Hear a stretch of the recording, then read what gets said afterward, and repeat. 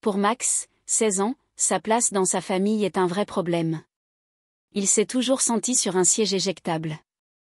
S'il n'était pas conforme à ce qu'on attendait de lui, c'est-à-dire être le plus transparent possible, il subissait humiliation et paroles désobligeantes. Ce dernier de la fratrie, arrivé alors que tous les autres étaient autonomes, non seulement n'avait pas été désiré, mais sa présence avait contrecarré bien des projets parentaux. Enfin partir, voyager, sortir des contraintes liées à la responsabilité de l'éducation des enfants. Tout un rêve qui s'écroule.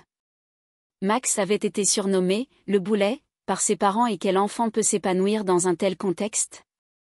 Contraint à se taire, à se soumettre pour être, sinon accepté du moins toléré, Max a développé un mécanisme d'inhibition. Ne rien vouloir pour ne rien demander. Dans son rêve éveillé, sa terre laissée en friche, est pauvre et assoiffée. Il y a bien ça et là quelques touffes de graminées résistantes à la sécheresse, mais rien de bien folichon. Max observe avec tristesse ce lieu à l'abandon. Que faire pour lui redonner vie, pour que les végétaux prospèrent au mieux de leur capacité? Le filet d'eau que Max découvre est bien mince pour irriguer tout cet espace. Pas question d'arroser à grands seaux, le compte-gouttes s'impose. Max creuse donc de tout petits canaux qui partent de la petite source et se dirigent dans toutes les directions de son jardin.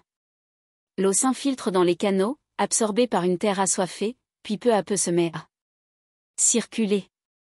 Max rectifie une pente, creuse ici, remodèle là. Petit à petit la terre se gonfle, des graines germent apportant forme et couleur. Max regarde émerveillé la transformation de son paysage et le formidable pouvoir de l'eau. Retrouver sa source symbolique et utiliser une stratégie adaptée à la situation lui a fait prendre conscience de ce qui se passait dans sa vie.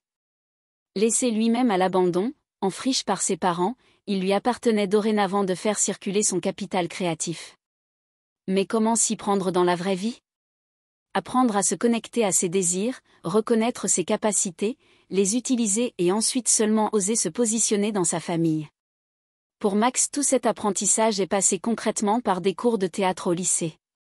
Jouer, s'approprier la personnalité de personnages fictifs lui a permis de prendre confiance en lui, en ses capacités. Devant son succès et son réel talent, reconnu par tous, ses parents ont regardé d'un autre œil ce fils boulet. C'est ainsi qu'il a peu à peu apporté son eau dans son foyer, irriguant les liens familiaux de sa propre énergie. Nous avons tous quelque chose, si différent cela soit-il, à découvrir en nous et à offrir aux autres. Cela ne veut pas forcément dire que ceux auxquels nous le destinons seront prêts à l'accueillir, mais nous préparer à cette déception, c'est nous donner la possibilité de nous adapter à la réalité. Et si cette personne si importante pour nous refuse ce que nous offrons, ça ne nous empêchera pas de le proposer à une autre qui sera ravie de ce cadeau inattendu. Nous avons tous un trésor en nous, le découvrir et le partager, voici la vraie richesse.